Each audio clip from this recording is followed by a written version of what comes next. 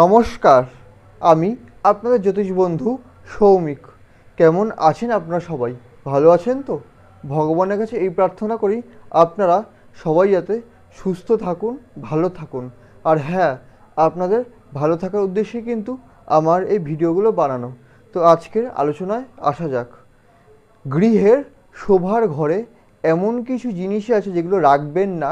যদি রাখেন তাহলে হতেই পারে যে প্রচুর পরিমাণে নেগেটিভ এনার্জি আপনার ঘরে চলে এলো। সেক্ষেত্রে সাংসারিক অশান্তি এবং আরও অন্যান্য সমস্যার সম্মুখীন হলেন।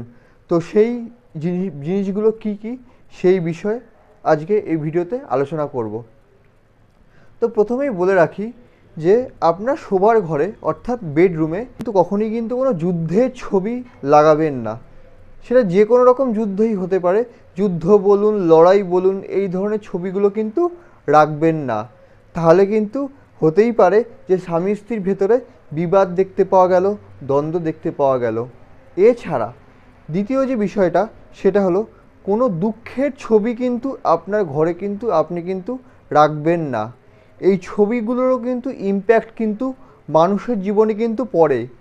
দেখবেন অনেকের বাড়িতেই দেখবেন 7টা ঘোড়ার ছবি দেখতে পাবেন। এই 7টা ঘোড়া ছুটছে অনেকের বাড়িতেই দেখতে পাবেন।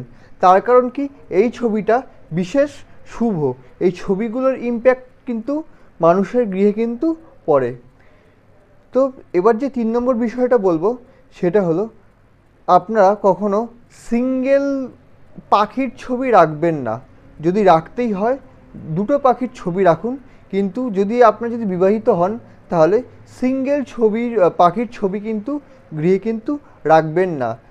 যেটা কিন্তু বিবাহিত জীবনের ক্ষেত্রে কিন্তু কিছুটা হলেও কিন্তু সেটা অশুভ। এরপরে যে বিষয়টা আসবে সেটা হলো জয়েন্ট বেডে কিন্তু আপনারা কিন্তু শোবেন না। যদি বিবাহিত হন তাহলে জয়েন্ট বেডে শোবেন না, সিঙ্গেল বেডেই কিন্তু শোবেন।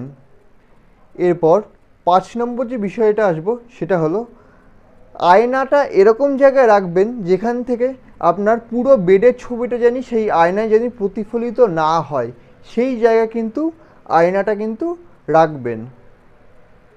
এরপর যে 6 নম্বর বিষয়টা আসবো সেটা হলো ধরুন কোনো কোনো এঁঠো বাসনপত্র খেয়ে দিয়ে ধরুন ঘরে রাখলেন, রাখার পরে ঘুমিয়ে পড়লেন, মনে করলেন যে পরের দিন সকালে সেখান থেকে তুলে নিয়ে, আমি শোবার ঘরের কথা বলছি, সেই ঘর থেকে তুলে নিয়ে অন্য জায়গায় কোনো বাথরুম বলুন বা রান্নাঘরের বেসিন বলুন সেখানে নিয়ে গিয়ে পরের দিনকে পরিষ্কার করবেন।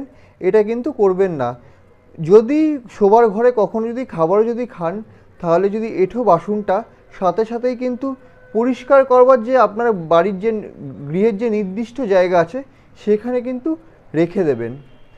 এর পরের যে বিষয়টা আসবো সেটা হলো আপনাদের যে বেডরুম তার রং কিন্তু কখনো ডিপ হওয়া কিন্তু উচিত না।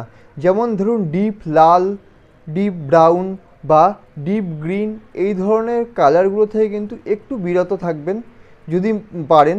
তার কারণ মানুষ কিন্তু সারাদিন পরিশ্রম করে এসে কিন্তু বেডরুমে শোয় যাতে তার মানসিক ক্লান্তিটা দূর হয়ে যায়। তো আমার মনে হয় বেডরুমের লাইট কালার কিন্তু বেশি হেল্প করে ডিপ কালারের থেকে এই মানসিক ক্লান্তিটা দূর করবার জন্য। তো ভিডিওটা কেমন লাগলো জানান। ভালো লাগলে চ্যানেলটা সাবস্ক্রাইব করুন, ভিডিওটা লাইক করুন এবং শেয়ার করুন। ভিডিওটা দেখার জন্য ধন্যবাদ।